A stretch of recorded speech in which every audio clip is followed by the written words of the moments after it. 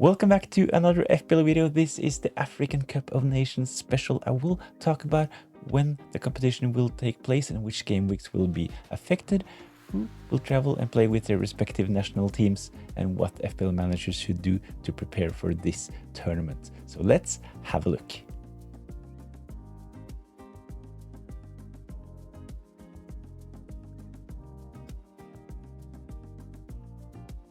So first of all, the AFCON group stage will take place on the 21st of December until the 31st of December. So all the participating players will miss those game weeks. It's game week 17 until game week 19. So all of the participating players will miss those game weeks. Every club that does well in the group stage will reach the knockout stage, and the 3rd of January to the 6th of January is the round of 16, and this will affect game week 20 as well. All the players that advances to the quarterfinals will miss game week 21, semifinals game week 22, and if you go all the way to the final, you will potentially miss game week 23 as well. So worst case scenario, you can potentially miss up to 8 game weeks if your team does well in the African Cup of Nations. So I definitely think that we should sell our players that will participate. And there are some really highly owned FPL assets at the moment that will travel and participate in this tournament. So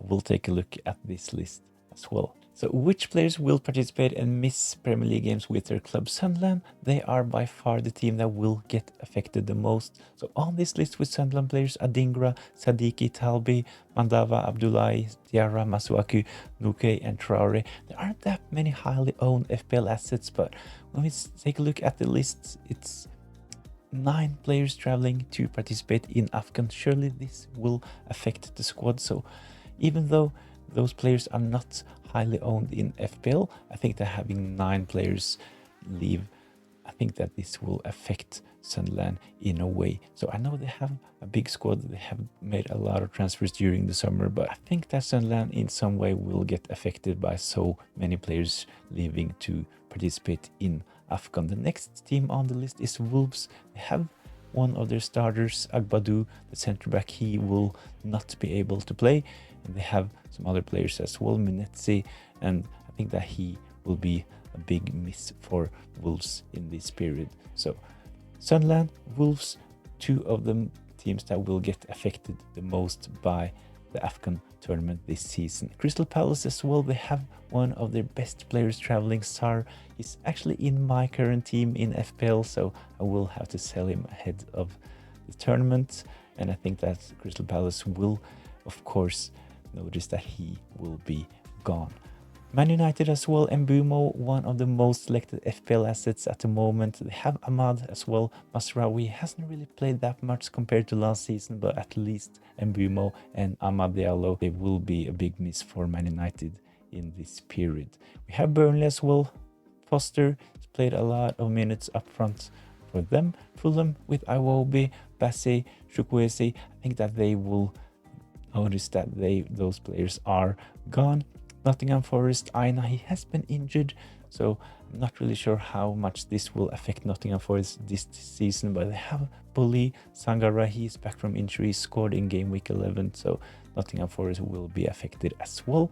Brentford, Django Tara, he has done pretty well for them after he signed from Brentford, so this will be a big blow for Brentford, missing him in this period. Of course, we have Mo Salah, he will miss for Liverpool, and has been like this every AFCON tournament in the last couple of seasons, but this season Mo Salah is actually not that highly owned compared to other seasons, but he's still selected by over 20% of the managers. So Spurs with Papisar, he hasn't really started that many games. He did really well in preseason, but in game week 10 he came on and scored for Spurs.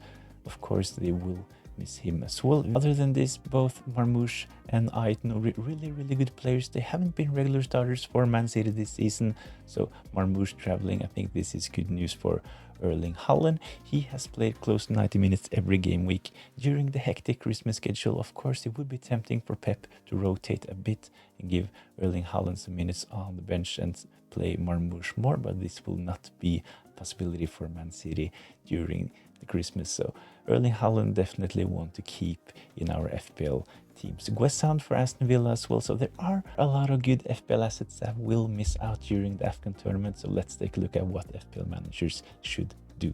So as mentioned, there are a lot of good FPL options that will leave for this tournament. And as we can see, there are a lot of highly owned assets as well. Mbumo selected by 33% of the managers, Salah 24, Sar 13, NGI 12% of the managers owned NGI at the moment. Fambisaka, Ait Nouri, Diouf and Ahmad as well. There are some other players selected by 1.5 to up to 2% of the managers as well. But those players are the most owned assets at the moment. So the group stage will affect game week 17, 18 and game week 19, the knockout stages, game week 20 and all the way until game week 23. Really important. A new addition to the rules this season is that in game week 16 we will be given 5 free transfers, and this is actually something we should focus on at the moment, because in game week 15 you will get a huge advantage if you have used all of your free transfers. So if you have 1, 2, 3, 4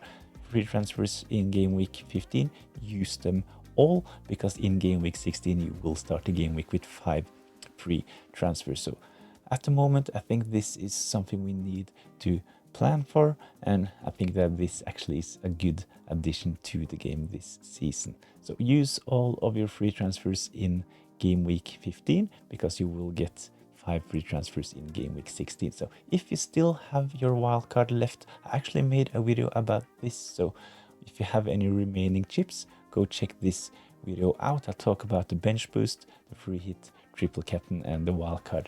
So I think that if you still have your wildcard, you should actually play it in game week 13, 14, or you should wait all the way until game week 19, because those transfers we get in game week 16 is crucial. 5 free transfers is like a mini wildcard. So having your wildcard left, I would not let my wildcard go to waste. So use it as soon as possible, or wait all the way until game week 19. So my advice was start planning for replacements for those mentioned players, Mbumo, Salah, Sar and Jai. If you still have those players, they should at least be sold in game week 15. So thanks for watching. Hopefully this video was helpful. Give this video a like if you enjoyed it, and subscribe to the channel for more FPL content.